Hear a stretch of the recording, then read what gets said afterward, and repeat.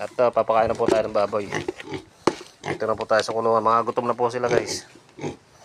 Tinatakal-takal po muna natin kasi po wala pa po sila isang buwan. Kaya papakain po muna.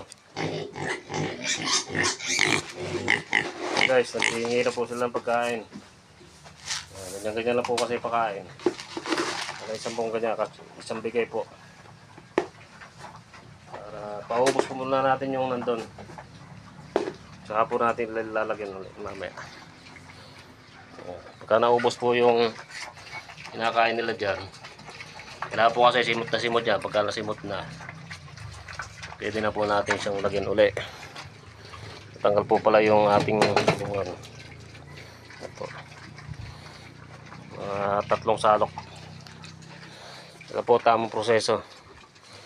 Ito po pinaploring po na kasi mataas ay mababa.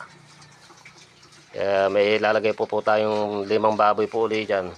Pagka natuyo-tuyo na po dyan. Sa isang linggo po darating ang aming baboy. See you guys.